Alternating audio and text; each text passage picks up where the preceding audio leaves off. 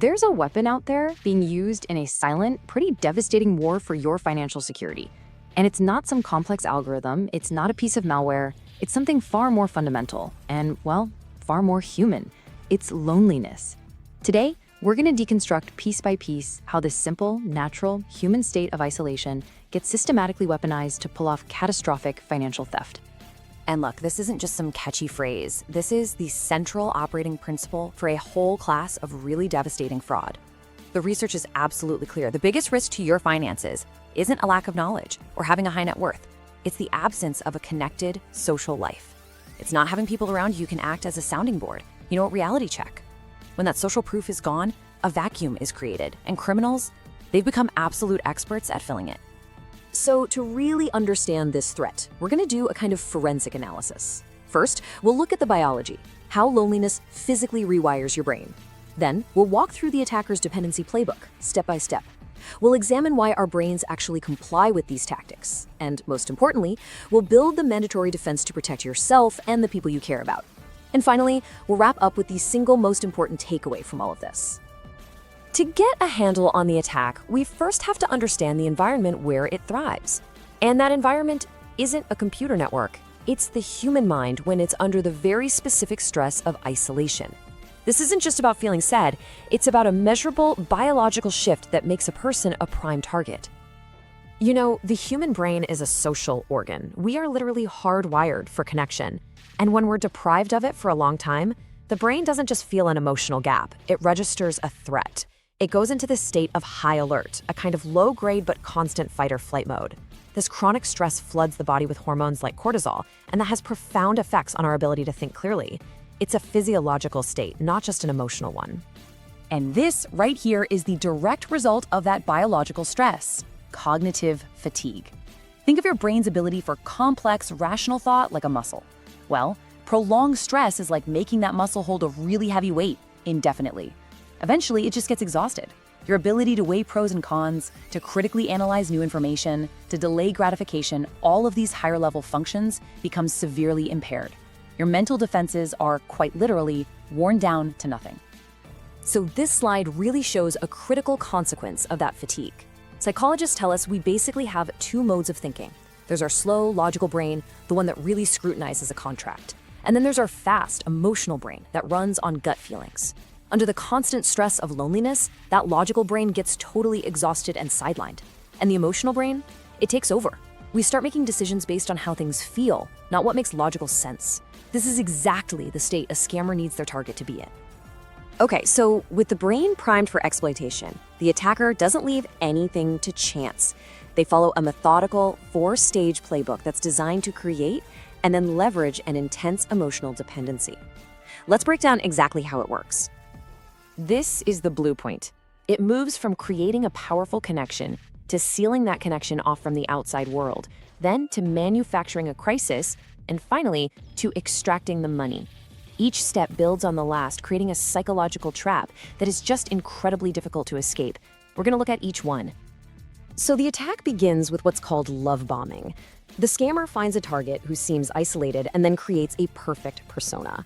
They mirror the victim's hopes, their dreams, their values. They provide this constant stream of attention and overwhelming validation. Now, for someone starved of connection, this is like water in a desert. And this is the crucial moment.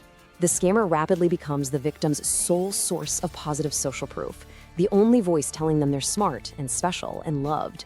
A powerful, addictive bond is formed. So they've established this incredibly intense bond. But how do they protect it? How do they stop a friend or a family member or even a financial advisor from stepping in and saying, hey, wait a minute, this doesn't feel right? How do they keep the victim's rational brain from kicking back in? The answer is, well, it's as brilliant as it is cruel. They don't just isolate the victim. They convince the victim to isolate themselves. They turn the victim into an active, willing participant in building the walls around their own prison. This is the absolute core of the manipulation.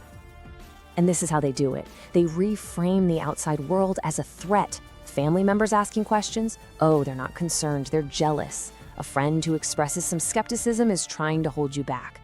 The relationship or maybe the investment opportunity, it becomes this special secret that only the two of them share. Here's where the manipulation flips. The victim is no longer just a passive target. They are now actively hiding the relationship to protect it, cutting off the very lifelines that could save them. Once the victim is totally isolated, and that bond is the center of their universe, the trap is sprung. A sudden, urgent crisis appears out of nowhere. A medical emergency, a business deal that went wrong, a problem with customs. And the request for money isn't presented as a transaction.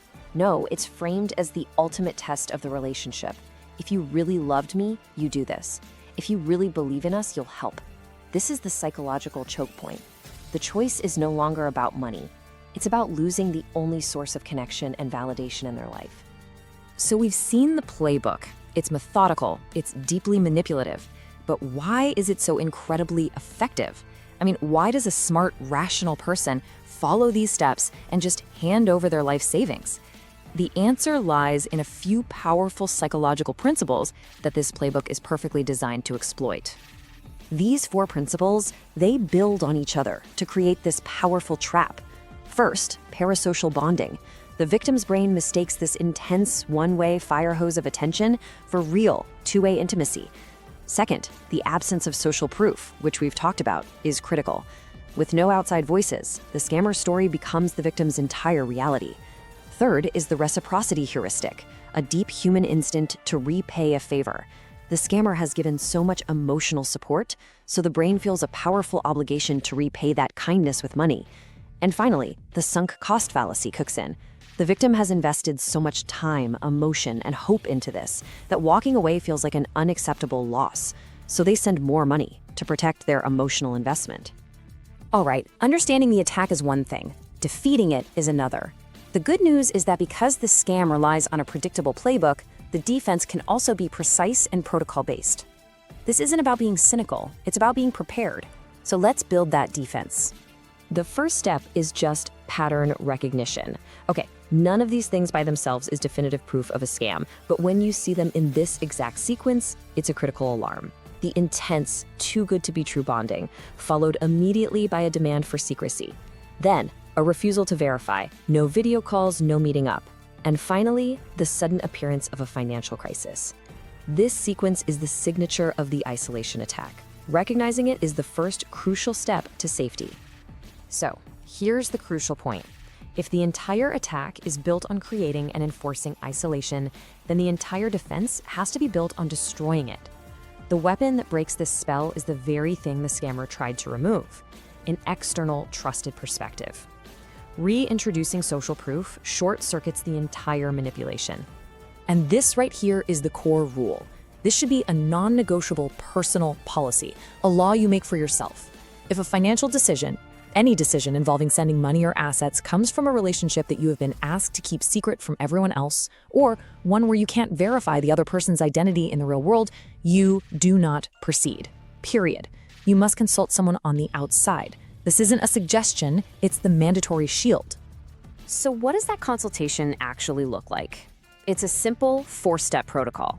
First, you recognize that demand for secrecy for what it is, a giant red flag. Second, you choose someone you trust, a son, a daughter, a lifelong friend, a financial advisor. Third, and this is key, you reveal everything, not just parts of it. You show them the messages, you explain the relationship, you disclose the financial request. You have to lay out all the facts. And fourth, you actively listen. You listen to their perspective, letting their reality check pierce the bubble of isolation the scammer has built. This protocol is your escape hatch. Okay, we've deconstructed the biology, the playbook, the psychology, and the defense. It all comes down to one core concept, a final takeaway that really reframes this entire threat and gives you your most powerful shield. This is the fundamental truth of this crime. Scammers have figured out that our deep, primal need for connection can be treated like a currency. They can mint it out of thin air with fake attention and validation. And the price you pay for that currency, the exchange rate, is determined by how isolated you are. The more isolated you are, the more you're willing to pay for a feeling of connection, and the more valuable that fake currency becomes. And that leads us to a final, simple, protective mantra. Memorize it. Share it. A legitimate, healthy connection brings you out into the light. It wants you to share your joy with friends and family. A predatory one demands darkness and secrecy. The demand for isolation is never a sign of a special connection. It is always a strategy for theft. Remember this. If they demand secrecy or isolation, they are stealing your safety.